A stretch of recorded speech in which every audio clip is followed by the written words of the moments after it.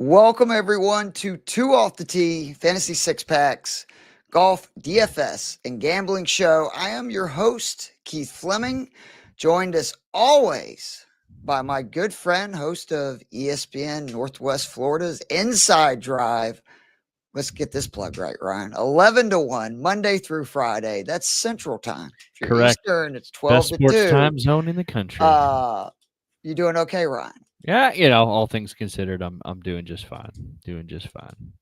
And then, man, very pumped to have this gentleman here, Greg Ducharme. Did I already butcher it? Yeah, no, right on the money.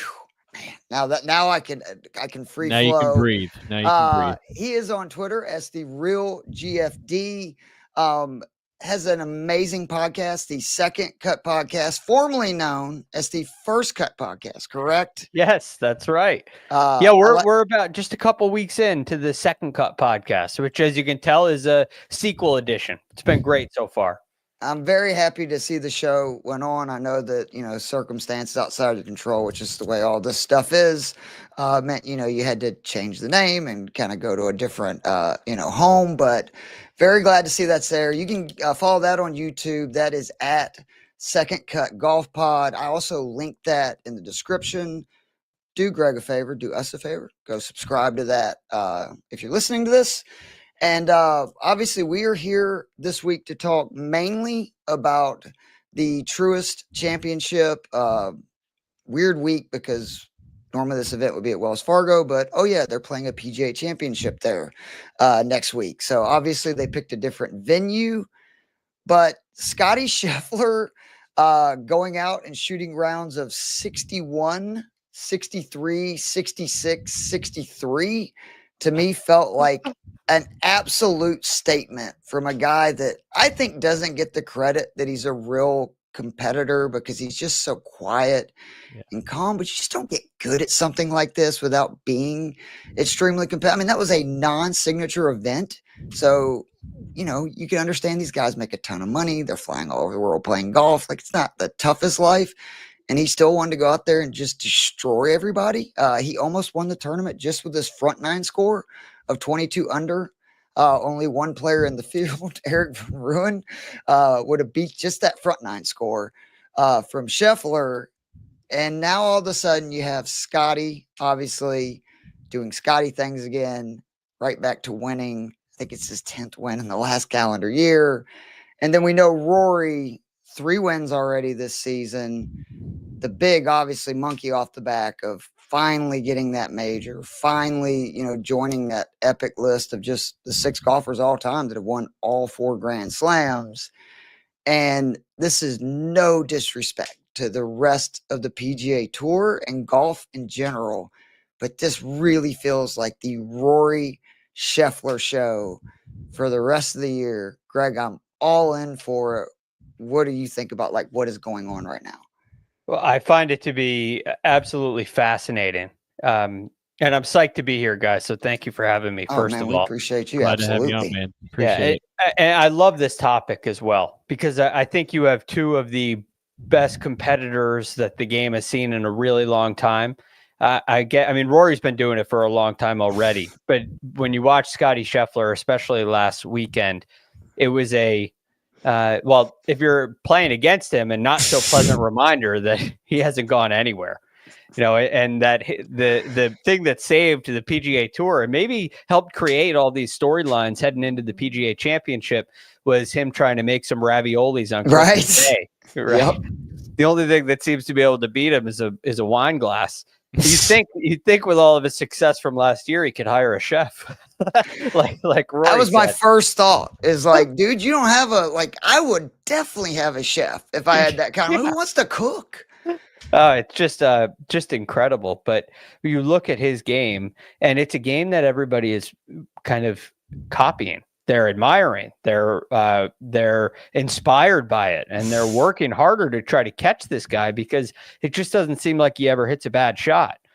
And it's very different from, this is actually something we were talking about on the Second Cut podcast earlier. It's very different from when Bryson DeChambeau got in the gym and got really big and changed his body and added all of his distance. A lot of guys started to chase speed to try to catch him. But the way Scottie's going about it is through a game of control. And he has plenty of length too. So now you're seeing like a Rory McIlroy who has all this distance, has all this speed, and now he's trying to apply Scottie's decision-making, Scottie's discipline, Scottie's control and iron play. He's trying to apply that to his game, and it's done wonders for him. You could make a very clear argument that Rory McIlroy winning this Masters, Scottie Scheffler had a lot to do with that, because I think it's inspiring. And I'll say this going forward, if Rory was sitting on his high horse at all after winning the Masters, first of all, we would all understand. Yeah, but absolutely. I think the competitor in him looks at what Scottie did last week and got a little wake-up call. Hey, these next 2 weeks, in order to compete in the PGA Championship, I'm going to have to step up because Scottie didn't go anywhere. Even if, like what Spieth said when Rory said,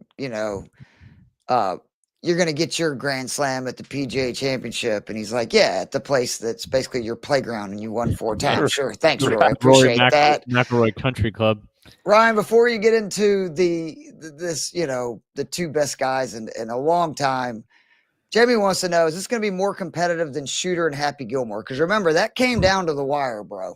It did. I mean, and, as long as there's not a guy driving around a Volkswagen Bug, hopefully we should be okay. But, Happy Gilmore 2 is coming out in a few short months. But, it took a while for Happy to get to the level of Shooter McGavin. Obviously, he had a lot of flash and all that prior to that. But eventually caught up because Chubbs taught him how to putt. And, kind of like what we've been talking about with Scheffler, Keith, is week in and week out, his ball striking numbers are so fantastic. Ridiculous. But we saw last week what it looks like when his putting is good as well. And he is just purely unstoppable right now. And the PGA Tour couldn't have asked for a better scenario heading into the PGA Championship and 3 more majors to go, including the FedEx Cup playoffs, all that good stuff. When now you've got 2 high-profile guys, completely different personalities, one very quiet, kind of goes about his way, and one a little more boisterous, and I think that's the Northern Ireland in him, of course. But, it's a PGA Tour dream with everything going on right now. That you've got 2 guys that are so good at golf that are going to move the needle for the viewers, the watchers, the listenerships, and all the stuff that we're doing. So I think it's obviously fantastic for the game of golf at a time when golf has kind of been going through these trials and tribulations with the LIV Tour and the signature events and the viewership and all that stuff. So terrible coverage. Yeah. Talking of watching people 5-6 putt on the greens. Look at a 5-footer for 2 minutes. I'm like, we can't see a shot in this whole 2 minutes you just wasted of my life. What about Bryson though? Like, I think that, don't forget, I know he had a really disappointing Sunday at Augusta, and I get that, but this dude just won the U.S. Open. He's winning on LIV. He's playing great in majors just in general. He's one of the few LIV guys that seems to now have kind of figured it out, where he shows up, plays very well at most of them. And God almighty, I mean, could you imagine, like, those would be the 3 most popular golfers in the world right now by a significant margin. And they're arguably playing the best golf. And if we could see them in the majors mixing it up, because as much as people want to talk about like the Tiger-Phil rivalry, it never really was a rivalry. Yeah, it was always Tiger and then Phil. And Phil had his moments, of course. He did. He won his Masters, plural. But they just weren't mixing it up a lot, on like the weekends, in any majors really. I think there was only like 4 times they were paired together on Sunday in their career in majors. Obviously had the Bethpage Black, U.S. Open that Tiger ended up kind of running away with in the end. But I shared a tweet, you should check it out, where just all the stats between Rory and Scheffler and how they're basically like first and second just across the board. It's outrageous. What to me is so ironic is how similar through this point in the season Scheffler's year last year was compared to Rory's this year. Scheffler at this, let's just go through Augusta. He had played 9 times, already had 3 wins. He won the Players. He won at Augusta. You could add Bay Hill for him. His worst finish in those 9 starts, 17th. Rory this year has played 6 individual events. He's won 3 of them, 4 top 5s. His worst finish this season, 17th. He won at Augusta, he won at Sawgrass, and he won at Pebble. So to your point, like, it's almost like Rory, I think, has been inspired by Scheffler just beating the brains out of everybody last year, to where I just saw a clip the other day of Tiger on, I think it was like a tailor-made promotional thing, asking Scheffler, like, how many did you win last year? 8, 9, and it's like Tiger's one of the few guys that understands you forget how many wins you have in a year when you win that often. They just kind of all run together. But the big thing I want to know, because there's just a few questions and we'll move on to this week's event. If you had to guess right now, if either one of these guys or both of these guys wins one of the next 3 majors, like, what is your percentage of confidence in each? That either one of them wins one of the next 3, or even say they both win one of the next 3? I think one of them winning is highly likely. Highly likely. Yeah. Now, look, you brought up Bryson, and I think Bryson's a factor. So we look at, just take it one by one. You go to Quail Hollow. Rory's won there 4 times. Yeah. So it obviously works for him. But I think even beyond that, there's a reason why Rory and Quail Hollow get along so well. And it's something that, I'll be talking a lot about next week. There is a huge advantage to be had off the tee, which is rare on the PGA Tour now. You can really separate yourself with just a couple miles an hour. If you remember last year, it was the Wells Fargo, Rory and Xander were in the final group. And there were a number of holes where they actually played in the final group Saturday and Sunday. There are a number of holes where Rory took a line that Xander couldn't. Now, their difference in ball speed last year is like, it's under 5 miles an hour. Xander's a long hitter. That's significant, though. 5 miles an hour is a big difference. It may even have been less. But the point is, if Rory was second on the PGA Tour in distance, Xander might have been, I don't remember off the top of my head, but like 12th. Yeah, he's gotten long. Really long. He was 123 miles an hour at clubhead speed last year. That's in the neighborhood with Rory McIlroy. But Rory's able to take lines that Xander isn't. And so the first hole is a great example. Xander hits a more traditional line down the center of the fairway, and he hits it 324. Well, Rory hits it 340. So he hits it 20 yards farther than him. But because he took a different line and was able to cut off so much of the corner, he's 60 yards closer on his approach shot. So a 5 mile an hour difference in ball speed, or let's say a 3 mile an hour difference in ball speed, which might make the difference of a club or 2 into a green normally, is all of a sudden making the difference of 4 clubs into a green at Quail Hollow specifically. And I believe super firm, fast green, so it's super huge difference. Exactly, and so Rory's able to stop it a lot sooner than Xander, and that's why ultimately he's able to outpace him by it was 3 or 4 strokes. Now, I do think Bryson can handle that at Quail Hollow as well. So we're set up for another Rory Bryson final group at Quail Hollow based on that. Now, Scottie will answer that question differently. He'll play the line Xander plays, but he can make up the 4 club difference with superb unmatched iron. What was it? The 3-iron he hit from 230 on Sunday to like 3 feet after his one bogey, and I'm like, this is ridiculous. I mean, like, that was what made Tiger. Is I know people want to talk about the putting and the wedge game and everything. It was his irons, and it was the same thing with Jack. Like, when you were so much better than everybody else with basically your 6, 5, 4, 3-iron. Those guys can even hit 2 irons. It just makes it a totally different world, because even if Rory is 30, 40 yards in front of Scheffler, most days I would take Scheffler, with a 5-iron in his hand over Rory with like a 7, 8-iron. And he's the only guy you can say that about. Exactly. So I really do think at Quail, those guys will separate themselves. There's an opportunity for that. Now you go to the U.S. Open, and the U.S. Open at Oakmont. Well, Rory has come in second the last 2 years in the U.S. Open.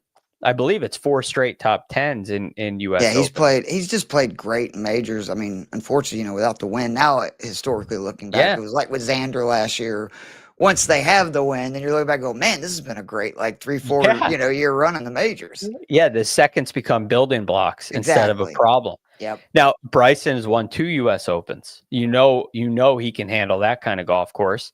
And it seems to be around the industry, Oakmont seems to be built for Scottie. I think every golf course is built for Scottie, but that seems to be a very popular take now. So, between the next 2 majors alone, it looks pretty darn good for Scottie and Rory. Then you add Royal Portrush into the mix in Northern Ireland, and that is another really inspiring thing for Rory. That I actually probably think a lot of pressure though. Like that's the one thing I worry. Even with everything from Augusta, like I just know that he would have to be putting extra pressure on himself. And anybody who's played golf at any kind of high level knows the minute you add more pressure on top of just the pressure that comes with golf, playing competitive golf, it's a really tall task to win anywhere.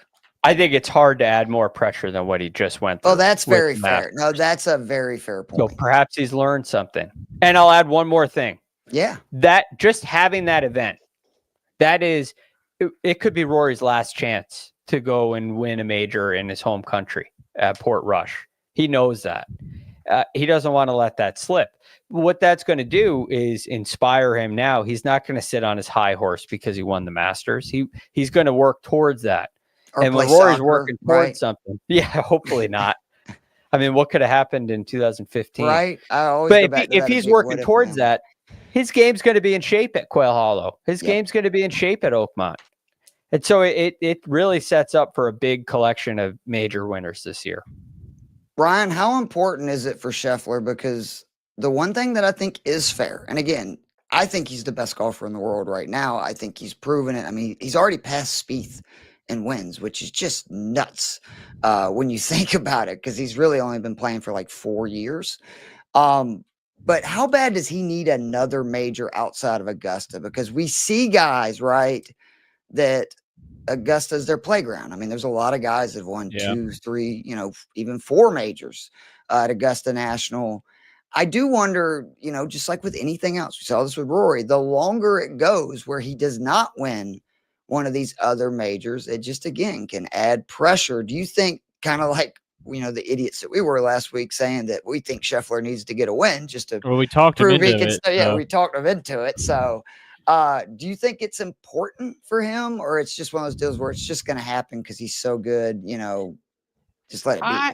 I personally don't think he's trying to get one out of the way. I think he's just like you guys were saying. He's so good in these golf courses, like Greg said, every golf course is kind of built for Scheffler. But I think it's such a 2-horse, maybe that third horse is hanging out in the background a little bit race right now, that Scottie is probably not putting the same type of pressure as other people would to win another major besides the Masters, because he's already got those 2 Masters under the belt and he's already feeling good about majors. And I don't know if they compartmentalize. Gold medal should be a major too. Yeah, I feel once every 4 years. No, I'm serious. Like I think that's like almost like 2 majors, because you only get one shot every 4 years at it. Yeah, and the next time you'll be able to do it with a partner, and a different gendered partner too, which would be pretty exciting in the Olympics. Yeah, that'd be a lot of fun to watch. But yeah, I mean, Scottie, I think he kind of takes what's in front of him, but he's just so damn good when it comes to hitting the golf ball. And like you guys were saying with those long irons, we haven't really seen somebody like that since Tiger, that consistently from that yardage. And Oakmont, if you've been seeing what they're doing, getting ready for that golf course, it is going to be an absolute brute. Not that it always is. 5-inch rough. Is that really true? Rough. That is insane. Like to me, that's too much. If you're going to have, they said 15 on the stemp, I think, from what I read. I know those are relatively flat greens, but come on. I'm willing to bet under par doesn't come in that U.S. Open. I mean, I've been surprised before, but I mean, if you miss the fairway by 5 yards, you're chipping back out. Bunkers that are everywhere. I mean, like that course is already one of the toughest venues you have. And it's a monster too, as far as the length they're going to be playing it at. So I think one other thing real quickly on Scottie and Rory. I keep going back and forth on this. I absolutely think Scottie's like non-A game is way better than Rory's. Like, again, because of his ball striking, particularly with the irons, he's so good at scrambling as well. Like, his wedge game around the greens. I definitely think Scheffler has the better off game. Like, I think it's more likely he wins week than he doesn't. But for a while, I was saying, like, and last week was obviously a good week to be saying that Scheffler's A game is actually better than Rory. But then I saw like what Rory did on Sunday at Augusta, and just like somebody had the great tweet of showing the percentages of hitting the 3 shots that he hit in a row on 15, 16, and 17. Yep. And it's like, actually, I think I've came around to maybe Rory's A game is slightly higher because Scheffler doesn't ever get super hot with the putt. Like, I know he had a really good week last week, but what do you guys think? Do you think that one or the other has, a better chance of winning when they're off? And which one do you think has the higher, like, ceiling if they're playing their best week of golf?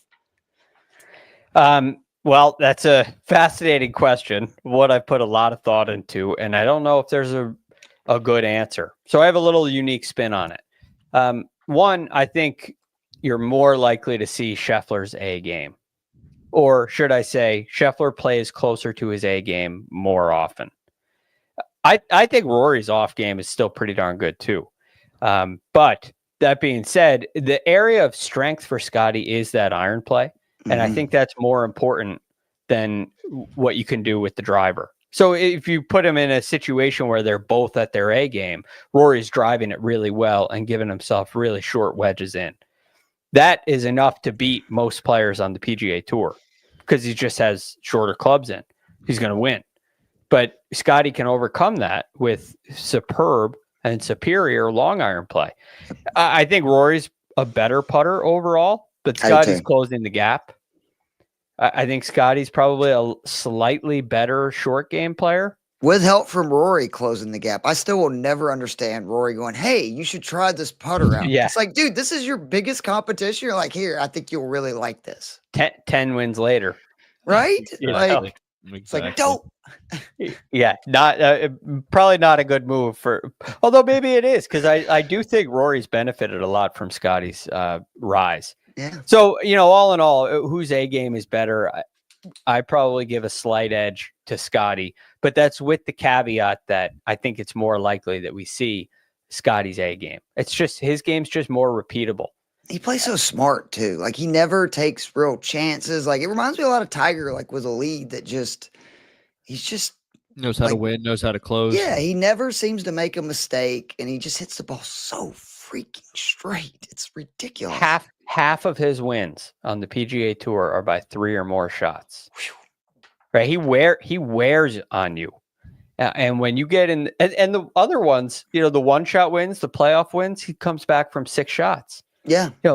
He wears you down because he's relentless. And that goes to what Ryan was saying about him knowing how to win, how to close, and what you were saying, Keith, about him playing smart.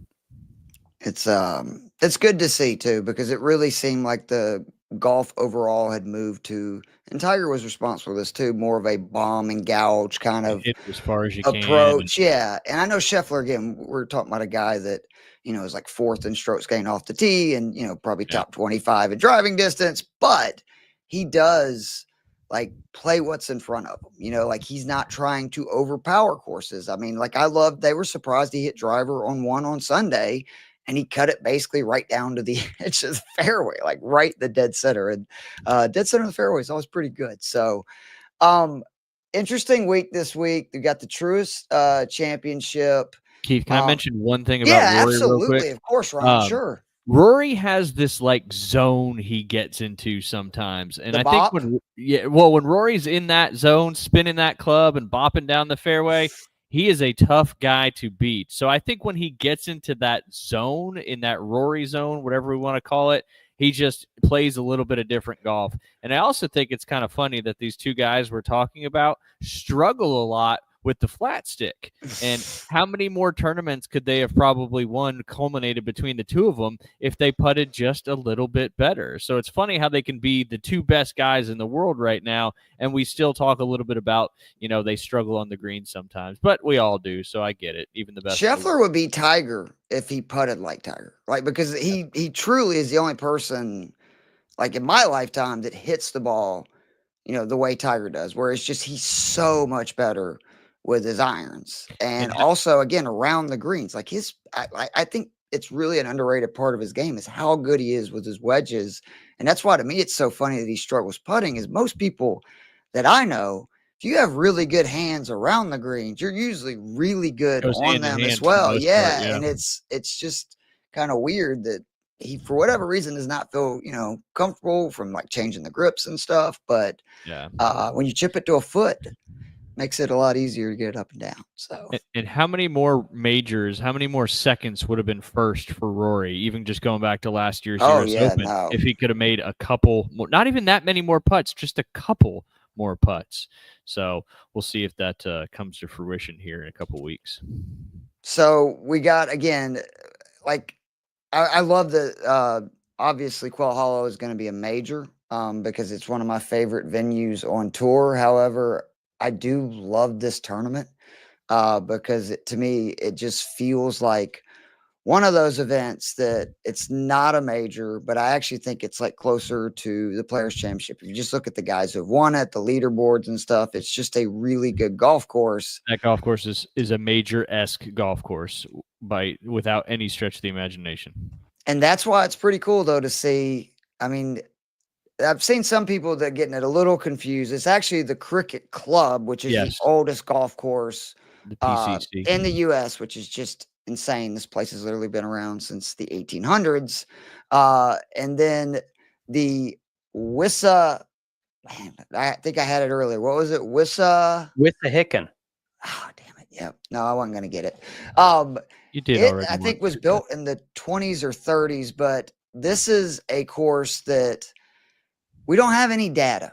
And, like at least previous data. I should obviously correct that. Obviously, we have data of, players, and I leaned into a lot of, strokes gained tee to green, ball striking, that stuff, smaller sample size. Cause like, okay, I just want to know the guys that are trending in the right direction.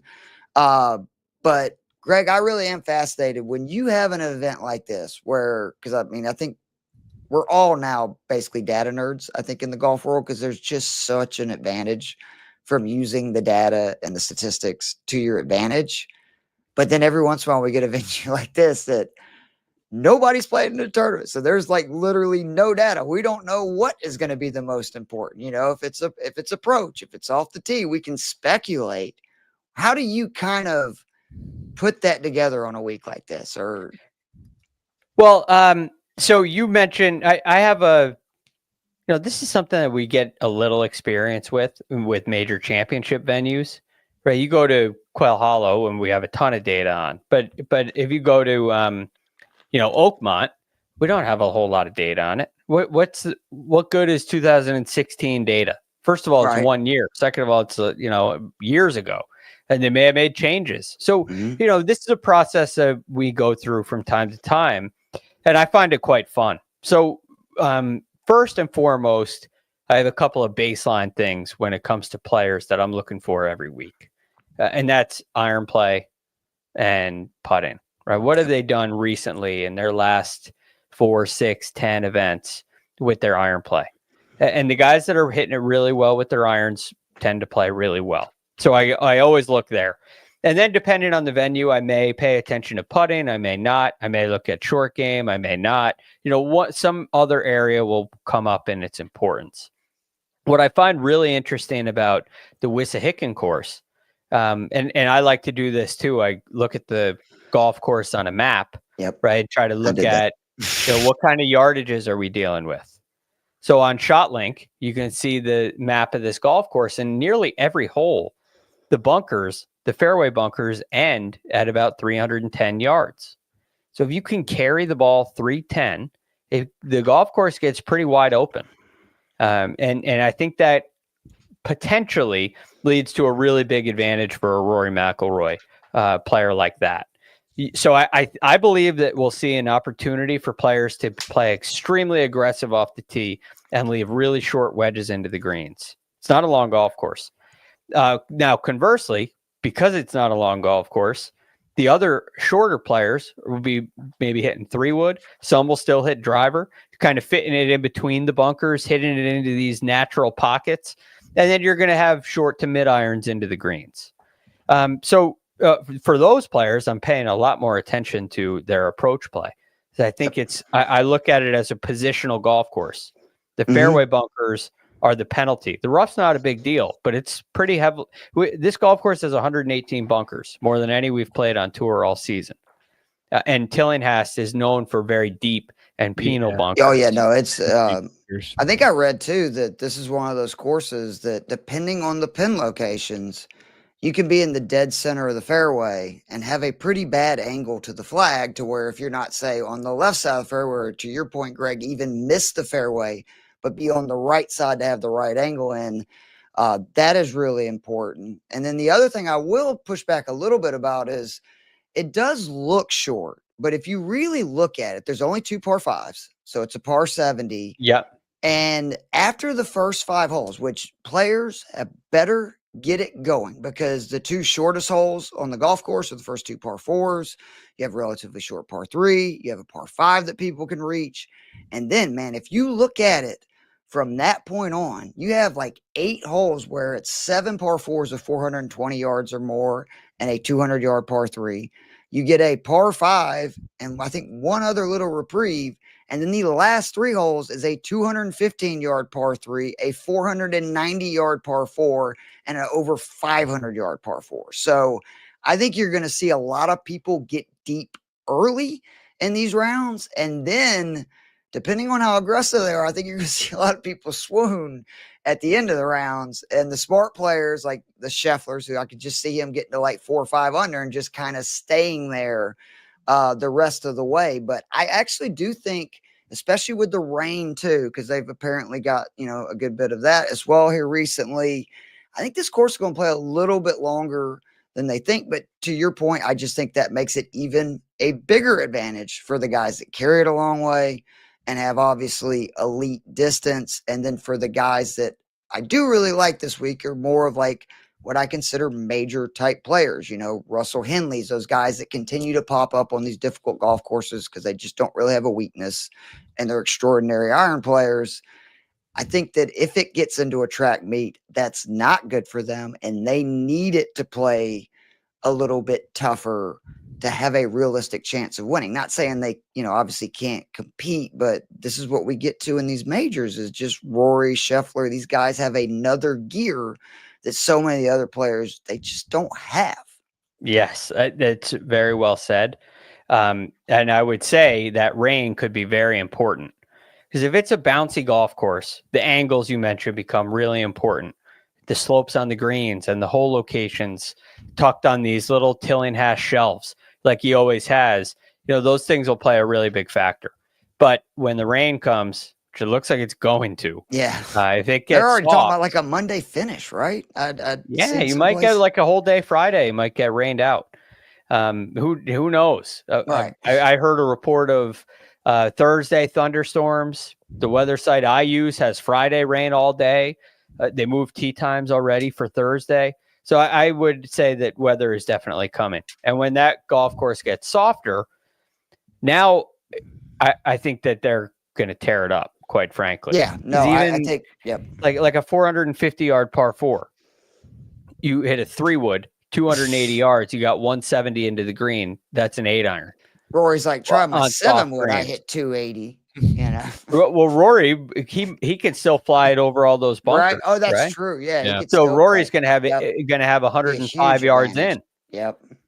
And the like Eric Coles of the world are going to hit 3-wood off the tee, or maybe even driver, and they'll have 9-iron in, and they're going to stuff it.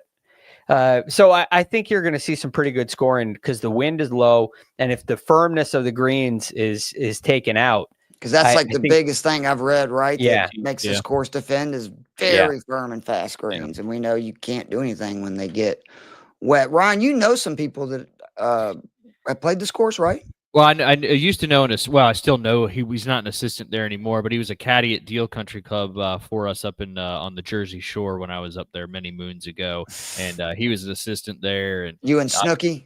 Yeah, me and Snooki, exactly. Fist bumping, going to the gym. Gym, tan, and laundry. What was it, right? GTL? Yeah, you know it better than I do, so maybe it's an Atlanta thing, not a Jersey Shore thing. But yeah, I mean, golf course very similar to like a Baltusrol lower. another Tillinghast gem, but a good course comp, I think, for what this golf I course wish I'd included that now. Thanks, Ryan. Yeah, you should ask me earlier. But anyway, a lot of bunkers, like Greg was saying, that are very positional, forcing you to make decisions off the tee, and then just elevated green complexes, deep bunkers, all that stuff. But with that weather coming in, it's going to benefit both, like Greg was saying, both the guys that play it smart and hit longer irons, and the guys that don't have to worry about rolling, can carry it, and the ball bounce a foot, and they still got a wedge in. So it's a great golf course. It could easily host a major championship, and I'm actually surprised, Keith, you didn't pull data from the 2015 Club Professional Championship. That's where it was hosted. Different yardage, but you probably could have learned about certain holes and stuff like that. But anyway, Club Pro Championship. Wow, did they really? Yeah, 2015. Yeah. Yep. That's cool, man. Matt Dobbins won there. Look at big, Matt. who's a big hitter. Yeah, now, that was the one where Ben Polland really had a big lead and let it go. And Matt Dobbins ended up clipping him. I remember. I think Ben ended up winning 2 years ago, something like that. He got a revenge and won. I think was it last year? It might have been last year. You're right. Yeah. You're right, though, Ryan. Yeah, he. I think it was last year that he avenged his quote unquote collapse back there at Philadelphia Cricket Club. That was when I first got into the golf business. Obviously, that was like one of my goals. It's like, I'm going to eventually play. And it's like, then I played in some chapter championships and shit. And I'm like, that's not going to happen. That's like a circuit. That's like need a new dream there, Keith. Yeah. The stats for me this week, I really looked at par 4 scoring, only 2 par 5s. Again, I know they're relatively, a lot of them are in that like 420 to 440 range, but I just feel like that guys that play par 4s well are an advantage because obviously there's an extra 2 of them this week. Obviously, strokes gained total. I looked last 16 rounds, same thing for strokes gained approach. I really looked just basically over the last 4 tournaments. Proximity 150 plus, because that's where most of the approaches are going to come from.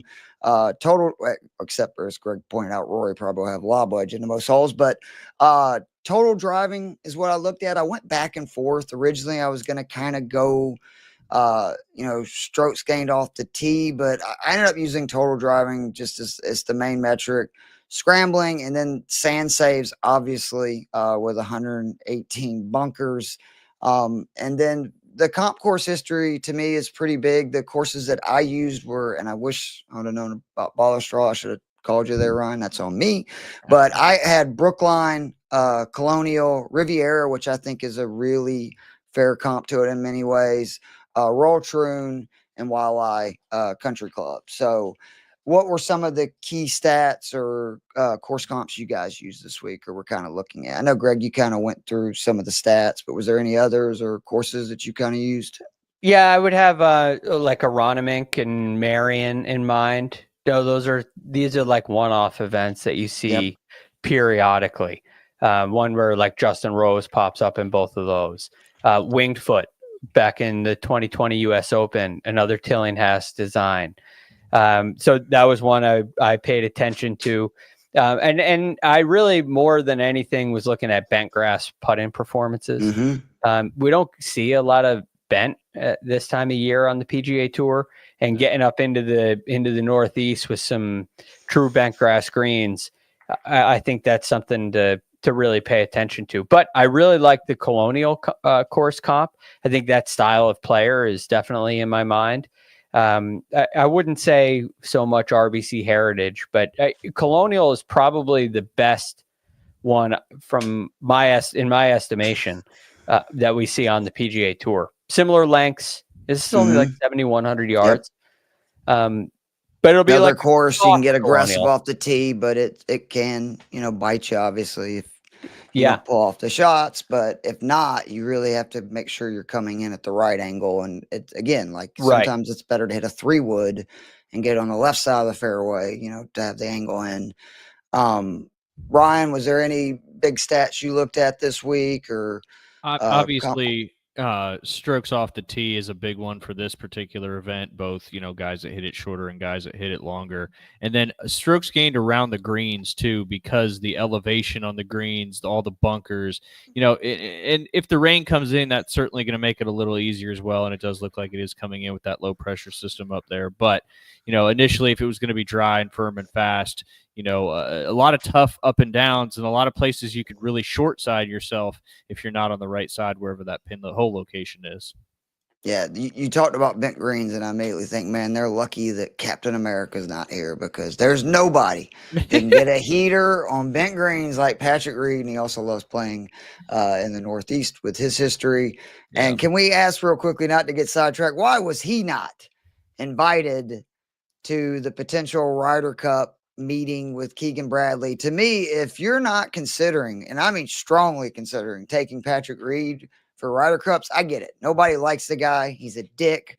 I get all that stuff. The dude wins, and we do not have very many Americans that have a good record or the attitude and swagger that I think is needed to kind of turn around what has been just an ass drubbing for decades. It's a good question. But I think you are looking at one, they had some parameters, right? The top 20 guys on the list. He's not top 20 on the list. The guys that were on last year's Ryder Cup team, he wasn't. Guys that were on the President's Cup team before, he wasn't. So he didn't fit any of the, he didn't really check any of the How do they boxes. get the top 20, Greg? On the current Ryder Cup points list. But I'm saying, are the live guys getting points for it or no? But only from majors. I got you. Yeah. Okay. Right. But Only from majors. Like Brooks was last year. Yeah. Well, Yeah. no, Brooks was qualified, wasn't he? No, he ended up falling just out. outside of it. That's right. That's right. Yeah. But again, I understand that too. I mean, at that point, it's freaking Kepka. Yeah. He I'm was really like looking forward to this Ryder Cup. Like, really looking forward to it. I think what's scary though for the Americans is right when I was going, all right, we're loaded with all these young guys. You look over and all of a sudden the Europeans are loaded with all these. Like, I think of it like a guy like Straka that nobody wants to talk about. It's like, that dude's one of the best ball strikers on the planet, and he just keeps getting better around the greens, which is a scary thing for the rest of the PGA Tour. Because if he's another one of those guys that, like, when he putts and chips well, he's going to be in it. We'll go quickly over some DFS, and then we'll get right into the betting so everybody can get out of here. No surprise if you know me and Ryan, and more me with how much I like to talk. We're already going long. I know, right? If you have a chance, please go over to fantasy6pack.net. You can find all of my DFS plays. There's both a DFS cheat sheet, a betting card cheat sheet on those. I still do the article previews that I always have, but it's really more of just a course preview, stats. And then instead of, going into these long reasons of why I'm playing players, instead I have a list of them, and in the notes it has some small stuff. But overall, I know a lot of people just want the plays. You can find those. I have them broke down each week into horses for courses, which this week I went with the 6 guys that were above average in 5 of the major categories. Obviously, we don't have previous records there. I always do the best values and then plays under 7K. So be sure to check that out. The big question last week was to play Scheffler or not in cash. Ryan, what was my answer? Yes. You absolutely had to play Scheffler in cash. And I actually cashed in 2 lineups, single entries, Ryan, that I only had 5 guys make the cut. So that's always really good, but it helps when one of your players scores 180 points. Yeah. Is Rory that guy this week? Because Greg, with what you're saying, the way he's been playing, and he's actually a discount compared to what we've been paying for Scheffler, which is 13K. I was just looking at that. I think he may be. Where are you guys stand on that for cash game? I understand, obviously, if you're doing MME, you need to obviously be different. And that would be one of the first places I would look. But for cash game, I think he's going to be in most of my lineups. I think he has to be. I mean, he's clearly the best player in this field. And we're going to see what he plays like now after he's broken that, angst in the Grand Slam. I know it's not a major, but it's still a signature event, still a big chunk of money at the top, and he wants to keep this momentum going into the PGA Championship. I think you have to have him in any lineup you do with DFS, simply because he's going to be near the top when we finish on Sunday or maybe Monday. I think so too. They, like I was saying, I think there could be a hidden advantage here. Now, Mhm. if the carry distance off the tee doesn't come into fruition, right? If it's more penal than I remember or expect, or what the map shows, if you miss those fairways, if he just doesn't like it and decides to go conservative, I still think his game's good enough to win. So He's you know playing that, unreal right now. yeah, Like unreal. unreal golf through the bag. So I think he's pretty darn close to must play. If you wanted to differentiate, I think you could stay away from the 6K range, which I think there's great options in, which is really another reason why Rory's must play, because there's great choices in the 6K range. So, yeah, I would say all in, yes, Rory will be in most of my lineups. Rory top 10 strokes gained putting. Did not see that on my bingo card at the start of this Yeah. year, but it's no surprise knowing that he's already won 3 times. I think JT is the best value on the board this week for DFS at 10K. Like I said it before he won. A few weeks ago, I'd been banging the drum on him. His ball striking numbers are basically back to peak JT, and now it's just about, can he get the putter going? And if he putts well for 3-4 days with the way he's been hitting it, I feel like that he absolutely can hang with the Rorys and the Scheffler of the world. Now, he has had some really bad putting performances, and obviously that can happen any week, but I think I kind of like the freedom of him in a no-cut event. And again, I'm saving like 2K from Rory down to JT. So he's a guy that I'm really got in a lot of lineups. The other one I just want to mention is Brian Harman. This is the guy that I've had a lot of success with. I picked him to win earlier this year in Texas. I had him at the Open Championship a couple years ago. Anytime I see a course where positional shots off the tee is very important and guys are going to hit a lot of mid to long irons, that is one of the first guys I think of is Brian Harman, especially if the course plays tougher. And then the big thing for me is he got off to an awful start putting, which is very uncharacteristic for him. He's also kind of struggled around the greens. He's showing signs of life in both. He put a new putter in the bag right before he won in Texas. And like at him at 7,500, I mean, he's another guy that, like, just this year, even though he's been quote unquote not playing great, obviously won at the Valero, third at RBC Heritage, 36 at the Masters. Like, I like this venue a lot for Harman. And again, for like cash games, 7,600, I feel really good about him being like top 20, top 10 kind of range. And that's going to free me up to where if I want to have a lineup with JT, Rory for a cash game, I can do that. And then to your point, play some more of those guys either in the mid to low 7Ks, or if I want to creep up to the 8, just maybe play 1 or 2 guys in the 6K range. I think that's very fair. I have Brian Harman on my list as well. The putter switch has been huge for him. Mm-hmm. And I think he's showing signs he's driving it better too, Yep. which is great. I would add, the guy, I really like JT too. He is having his best putting season of his entire career, which I think is a great sign. But I'm really looking at Patrick Cantlay in the 9K range.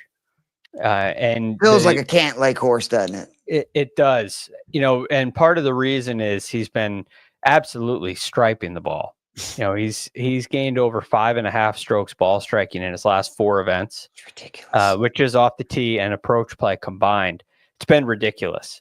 His putting has been way off this year, but he's going to bent grass greens. It's by far his best putting surface is bent. So I've been beating the drum like you were with JT. I've been beating the Patrick Cantlay drum for a couple weeks, and I can't miss out on. That's a great point about the bent greens. Like, I think that is a great point because as somebody who, obviously I'm not comparing myself to a PGA Tour player, but having played in Atlanta, growing up on bent greens, and then moving to St. Simons to work in the golf business, I never have truly figured out Bermuda greens. Like, I can putt on them. I understand, how to read the grain and everything else, the color, the different shades of color and, all that stuff. But you get me on bent greens, it's like the ball is going to do what it looks like it's going to do. And those are the ones where I feel like I can just make it. And I forget Cantlay is one of those guys. Again, Patrick Reed's another one that just like you get them on bent greens. they really can roll the rock. And I mean, you just made a great case that like if he's hitting it this well, he may not even have to putt great to like have a real chance to win. He's just got to putt better, which is kind of what, JT did. And then it's, now starting to really get going. Because I mean, again, Justin right now, 9th in strokes gained tee to green, 7th in strokes gained approach. He's first on approaches from 125 to 150, and he's top 25 in birdie or better percentage on par 3s, par 4s, and par 5s. So Not bad. I really do like JT this week. Ryan, you got any guys you're circling for DFS, and then we'll kind of get into the betting card. I went the Chef DFS side of things, or excuse Scheffler. I'm living in last week. I was like, man, how did you get to use him? Because I want to take him. No. I went when I saw Rory was only 12K. That's who I was anchoring my lineup with, because I love the strategy though with JT and Cantlay. And then I really like Brian Harmon too. I have him in my lineup. I have him on some betting card stuff too, because you're getting some great value from Hard Rock. And then I also got Stefan Jaeger. I've been kind of listening to you talk about him the last 3 or 4 weeks, so wanted to get him in there as well. Denny McCarthy, another one in there in that range that I think is really good. And then I was trying to figure out right around that 8K range. And I was going to Keegan. I like Keegan a lot. Well, I was looking at Robert McIntyre too. I like Robert too. He's another one of those guys though that like some of his approach numbers are pretty scary at times from like his mid to long irons. And like Keegan Northeast. If it gets messy, he loves I'm just saying, dude, Keegan has a great track record in the Northeast. Keith, I know you're from the South. Pennsylvania and Massachusetts, 2 completely different places in the Northeast. Would you not consider the Pennsylvania Northeast? Because they have like a Pennsylvania Northeast versus New England Northeast, completely different neck of the woods. Let me tell you something. Keegan did win at Aronimink. That's right, he did. He did. Ryan in your face. That is literally one of the things on Bet Golf is they have the it's literally a northeastern, which I don't know where they draw the line or whatever, but I saw today that Keegan, I think, was 5th in the field in strokes gained total in those courses. Northeast. It's just the Boston folk are a whole different breed up there. That's for sure. Am I the only one that is still kind of liking Gary Woodland? Because he's him and Nick Taylor are the 2 guys under 6,500 that like I feel pretty good putting in lineups. Woodland is hitting at a mile. I think he's like 3rd or 4th in driving distance this year. So maybe that would be an opportunity for him, Greg, to do sort of what some of Rory is doing, potentially cut some corners. And Taylor's a good iron player that, I always kind of like him when he's in that cheap range like he is this week. I had a hard time with this area. I really don't like it in general. I think Gary Woodland would be a fine play if you had to get down there. I think, Alex Noren is back playing again. That was the guy that I wanted to ask you guys about what did he have? Was it like surgery or? I don't know what was going on with him. I just saw his name and I was a little puzzled. You could go to the other guy at 6,200, Eric Von Rooyen, who played great golf last week. Dude, how impressive was his round Sunday? Also, how demoralizing that you shoot freaking 8 under and you were no better off the gained nothing. That was tough. So I might go with the hot hand if I'm below 6,500. But I have no problem with Woodland. And Taylor, just again, 21st in driving accuracy, so he'll be able to put the ball where he needs to. 20th strokes gained approach, obviously that's good. What I really like, though, 10th from that 150 to 175, which that's kind of the range that a majority of the iron shots are going to come on these par 4s.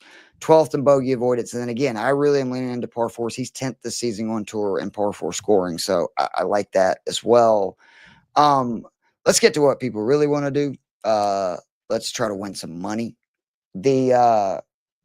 Greg, who is like the first guy you immediately, when you started capping this, go, I'm going to be betting this guy to win? Well, Rory McIlroy. I'm not afraid of the shorter number. So I just, when I have a sense like a Rory or a Scottie has a huge advantage, I'll just limit the outrights. Yeah. Right. Go with them and limit. So I just have 2 outrights that I like. It's Rory at 4-1, Cantlay at 20. And I just can't miss out on that opportunity. You were talking like I'm going to have to really, first of all, he's going to immediately go into some DraftKings lineups, but I'm also thinking about, because Really, the bent thing is a great point. And I knew he was hitting it well. I didn't know he was gaining that many strokes. I mean, that is probably as good as anybody right now. Probably not named Scheffler. It's pretty sick stuff. So those are my two outrights. Ryan, who was your first outright or guy that you're just like, give me some of that? I mean, and remember, I live in the Hard Rock world, so sometimes ours are just. We're not going to hold it to you if it's different. I know. At least we can bet legally here in the state of Florida. Hey, how dare you? I've got two. Obviously, besides Rory, if you're willing to take the 4-1 action, I like Ludwig in this one. I think this golf. I always like him every week, but I just think this golf course sets up super well for him. So. His golf style, he hits the ball on a frozen rope and hits it a mile, and he's got a real good short iron game. And then, of course, my boy Sepp Straka as well, the Austrian, at 40-1 in Hard Rock.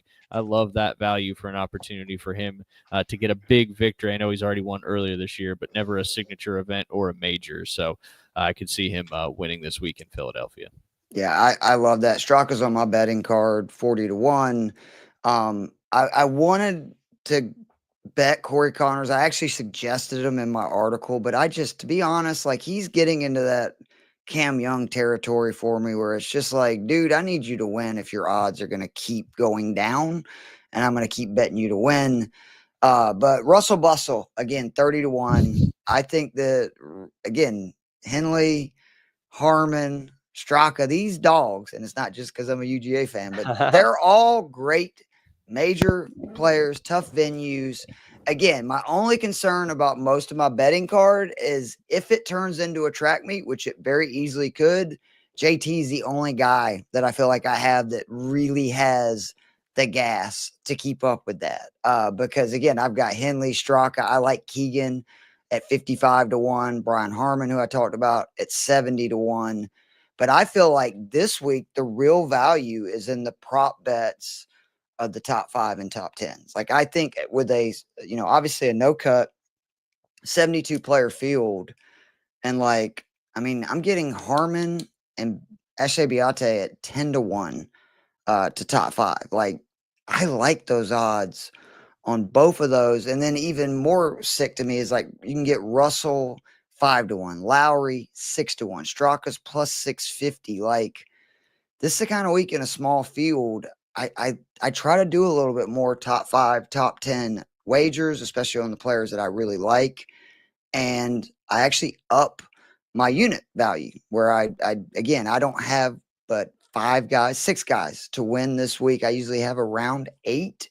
But I will change obviously the units that I use to it this week. Most of, outside of just a normal bet for me, the higher bets are top 5, top 10 plays. I have a lot of finishing positions as well. I backed up Cantlay with a top 10. What is his odds at? Plus 200 for a top 10. That. No, I do like that. But I went into the top 20 space. So Brian Harmon, plus 190, top 20. Justin Rose, plus 200, top 20. Tom Hoagie, plus 280, top 20. Eric Cole, plus 280, top 20. I really liked all of those. And I think there's a very legitimate chance that all 5 of those hit, which is pretty cool because I like the idea of a perfect, I like the idea of a perfect grid, if you will.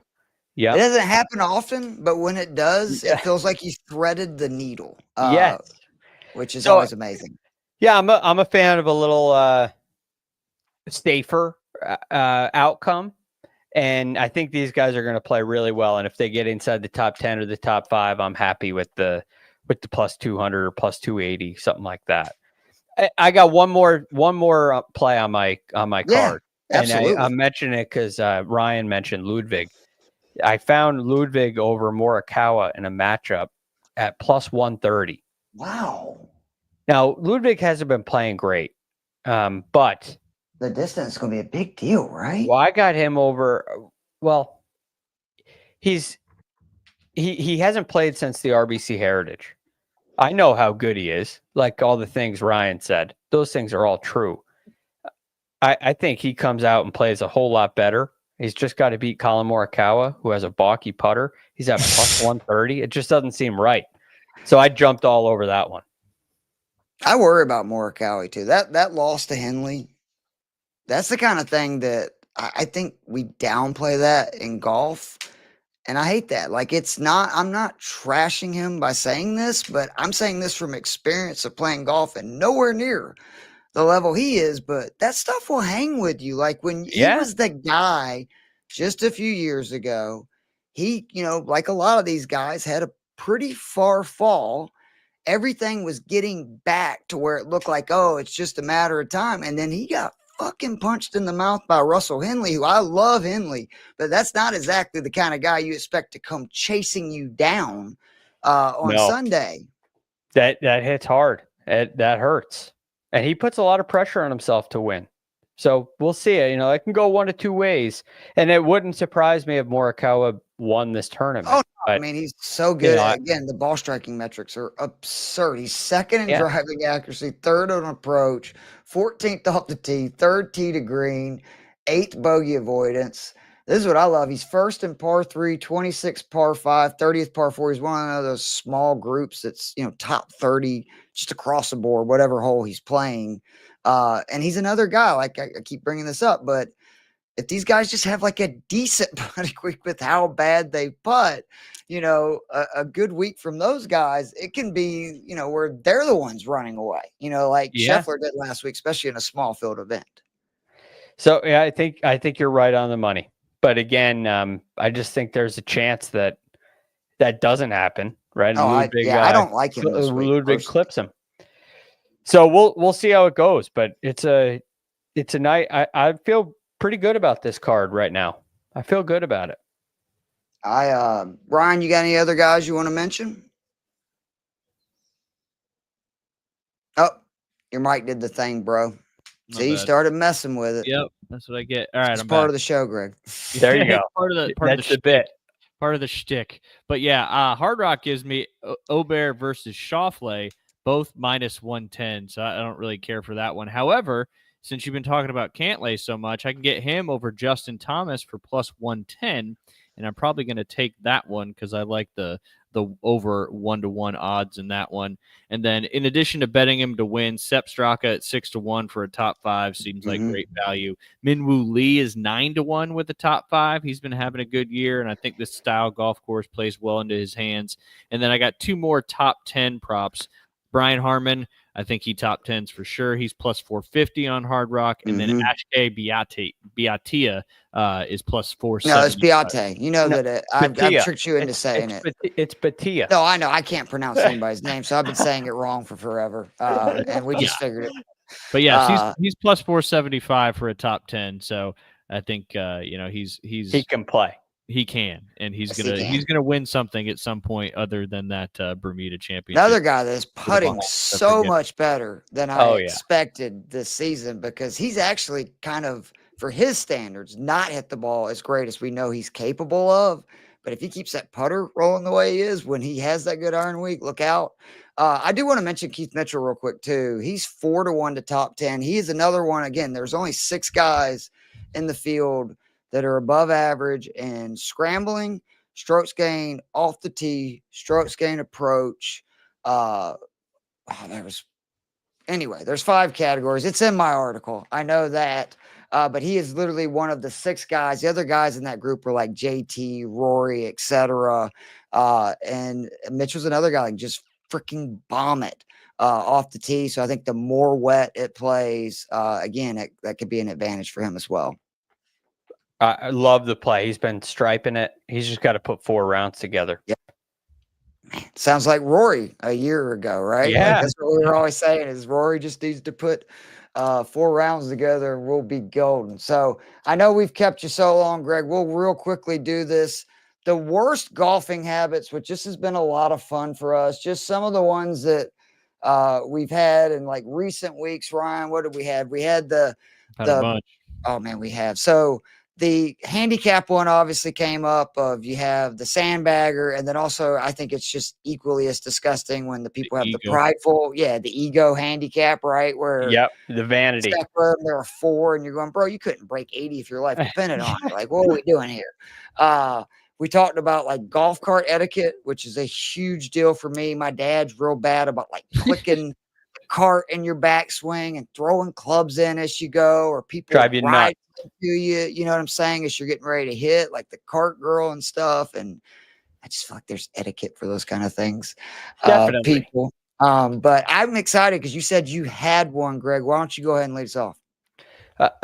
On the tee box, especially, there's a time for talking, and that time is when you're walking. All right. So don't start telling a story before the first guy tees off. Chuck. Let's play. My We'll dad. talk in between. Okay. And so pace of play is the biggest pet peeve that I think most people have in the game. And nothing slows it down like a mistimed story. Let's be here to play golf first. We'll have fun talking to one another second. There's so much dead time. That's what drives my dad's the worst about this. Like you'll look and he's like, and I'm going, really? Now you're going to tell a 5-minute story when we're about to wait in the fairway for probably at least 3 minutes, right? To hit our next shot. Do it then. So, where do you stand on what they've done so far to speed up pace of play? Because to me, they need to look what baseball did. And they need to do a clock. Like you can have, timeouts, whatever. Like I'm okay with it, but there needs to be a clock, no exceptions. And once it's your turn, you have, whatever they decide. And it would at least move it along. And I think it would get everybody used to playing quicker. I like the rangefinder and stuff they've done, but where are you kind of on the pace of play stuff? I have no issue with a rangefinder, but it's not going to do anything for pace of play. And I have been on the shot clock like you for a long time. And the reason is the only way you can speed up play is if you get people off the greens quickly. The greens are the clog. And so if you're going to have someone with a rangefinder, they're walking it off while there's a group putting on the greens anyway. If you have a allotted amount of time on the greens, now all of a sudden that clears up. Now you could talk me into the rangefinder working. If there's nobody in front of you, the rangefinder will speed up play. Yeah. But with the flow of a golf course, you need to clear the greens. I will say playing in twosomes is a great solution as often as you can. Nope, I agree. They are limiting fields, which I'm not a fan of. They should be playing twosomes for sure. Yes. And they're playing quick. Yeah. The biggest problem with pace of play, and you saw this at Torrey Pines and I think it was the very next week. If it wasn't, it was soon after Pebble Beach. At Torrey Pines, the greens are so fast. The pace of play just goes through the roof.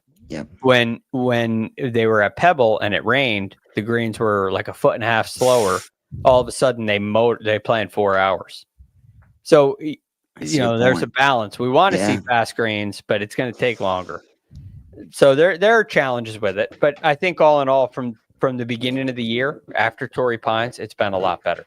It has. I don't want them to make the same mistake baseball did. I feel like baseball waited 5-10 years too long, and they may never get those fans, back, or the fans that they would have, gained, because it's mostly younger people that, I'm not going to lie, like my attention span's shit half the time. So, it's tough. And I just feel like that we saw it with the TGL.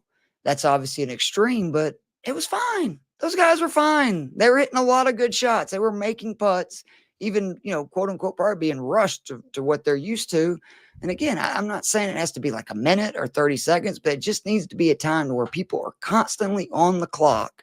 And it's like you just basically, it's a simple thing. You get one warning and then you get a penalty shot. That's it. It would solve it in an instant.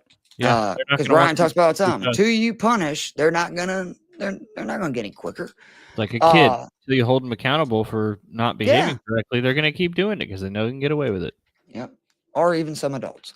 A lot of adults. So I'm gonna go ahead and tell you, I like that so much, and because we've already gone on an hour, and I don't want to take up too much of your time, Greg, we're gonna go ahead and add that to the list. Are you good with that, Ryan? Yeah, because I was kind of picking my brain, and I was only coming up with things that I didn't like operationally from cart guys and stuff like that. I figured you were going to talk again about how you got to play the new Davis Love course down in, That's right, yeah. Panama City. Nice. right down the road, the third course at the Watersound Club. It's the first time he'd been like near Davis Love, and I lived in St. Simons for 6 years, so Yeah. he's always everywhere around there. And I told Ryan, I said the first thing was, I was like, God dang, that dude's huge. He's He very is such tall. a big dude, man. I was shocked, but hey, height matters with your golf swing, right? Yeah, that's right. It sure can. Greg, I can't thank you enough for doing this. The floor is yours, man. Please plug the amazing stuff. People need to go subscribe to the Second Cut podcast because, again, I know you've got to build back up your audience, at least from subscribers and stuff, which I know that's a pain in the butt, but I think that just the little bit I've got to know you and just the quality of the show, y'all will enjoy the grind and have your numbers right back up in no time. Oh, we've been off to a great start and gotten some great support right from the beginning. So we're very thankful for that. That's the Second Cut podcast. You can get that wherever you listen to your podcasts. Most helpful to us would be subscribing on YouTube, which Keith, you so kindly put into the description. So check that out there. Yeah. Also on X, I always want to call it Twitter. I'm at the Real GFD. I put out threads every week. Great stuff, by the way. I love those things, man. Love them. Thank you. Yeah, I give it, some of the points like you heard here tonight, some of the reasons. I get it out there in writing, and you can check it out there. Literally, I do at least 2 every week. And this upcoming week for the PGA Championship, we'll have some pretty cool, unique ones beside the typical trend. Also, you can catch me on Sirius XM PGA Tour Radio. I'm on from 9 to 12 Monday through Friday with Michael Breed. That's a new breed of golf. And I'm on Sunday as well. I didn't know that. Yep. What time from Sunday? 9 to 10 on Sirius XM as well. So plenty of me on the radio. Well, I got 2 radio stars, man. I love it. All right. Ryan, you got anything you want to plug? I mean, I was once on Trey Jones' Sirius XM show. I love Trey Jones. Yeah, good friend of mine, FSU's director of golf, head golf coach for the men. Good friends with Amy too. And then Tony Ruggiero, I've been on his podcast. I don't know if he's still doing it or not, but I think he is. Like the tour, the Two Sweepers. Yeah, he's great. Yeah, he's great too. But yes, ESPN Northwest Florida 104.3. If you're here, you can also download it in our free mobile app inside the Google Play or Apple Store. All you got to do is search 104.3. Download it, listen. We appreciate it. And of course, if you're down in this neck of the woods, check it out and come into the studio like Keith always does. Yeah, and happy anniversary, man. 2 years. I'll be on the show tomorrow. We will, I hope, continue the Rory and Scheffler because I could talk about that for the end of time. I just love it. And then again, I really appreciate if you take the time to just go to fantasy6pack.net. Joe Bond, who's head of Fantasy Six Pack, really has pushed me to change my content, and I really appreciate him for doing that because I've got a lot of positive feedback on the cheat sheets and how easy they are to read. There's still the preview article.